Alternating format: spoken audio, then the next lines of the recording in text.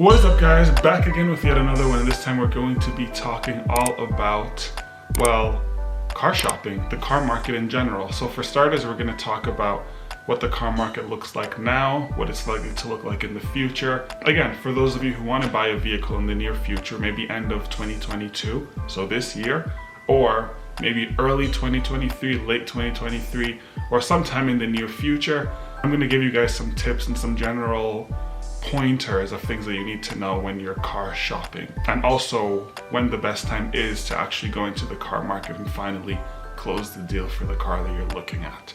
But first, if you guys are new here, definitely leave a like on the video, subscribe, check out my other videos, of course, after this one. And without further ado, let's start up the video.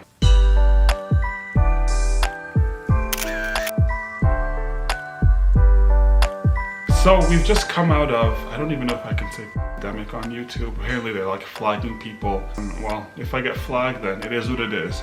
But either way, we just came out of that. And of course, there's certain industries that have bounced back rather quickly. There's some others that haven't bounced back as well. So specifically within the automotive industry, there are a few issues that are either A, increasing the prices of vehicles right now, or just lowering the general supply of vehicles. And I guess you could even say those two work in tandem, because the number one issue that we're facing right now is the lack of semiconductors. Now, if you guys are not familiar with what semiconductors are, think of computer chips, microchips. Gas-powered cars use about 1,000 plus, whereas electric cars use over double that amount. So if there's a supply or a shortage of supply in microchips, that means the airbags can't really be functional because microchips are used for that. The infotainment system, so like the whole dashboard and the AC. But you get the general idea of what I'm saying. Needless to say, microchips are extremely important in the production of vehicles,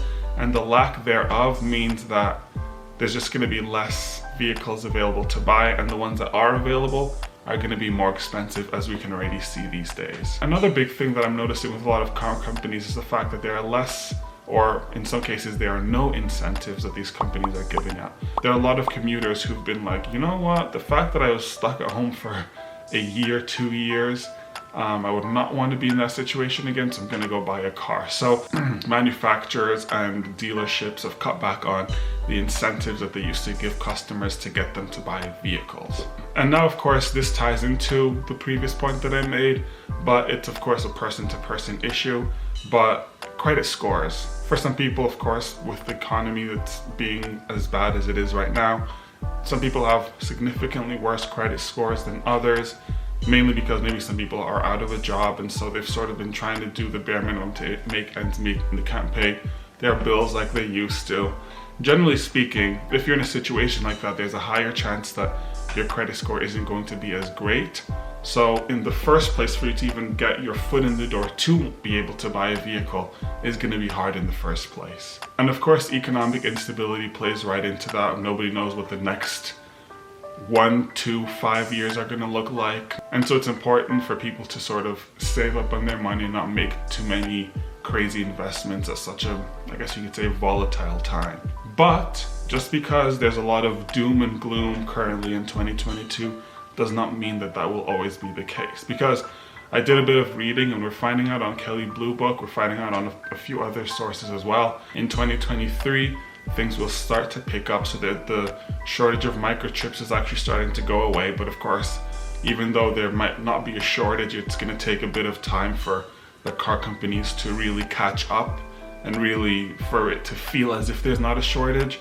So as far as just a general rule of thumb, if you do want to buy a vehicle, if possible, wait until late 2023. And this is also a pretty important point that I'm about to mention, because considering the fact that we've seen gas prices sort of skyrocket at certain points, we could probably see a lot more manufacturers producing vehicles that are either hybrids, have some certain fuel saving features. Let me know what you guys think. Are you still going to take the gamble and get a car in 2022? Does it make more sense to wait to 2023? Generally speaking, I personally would wait until at least early 2023 before I make a big purchase. However, it really depends on what exactly your situation is. So let me know what your situation is in the comments below. Let me know if this video actually helped you come to a conclusion, or if you're still not decided. And having said all that, I'll see you guys next time. Peace.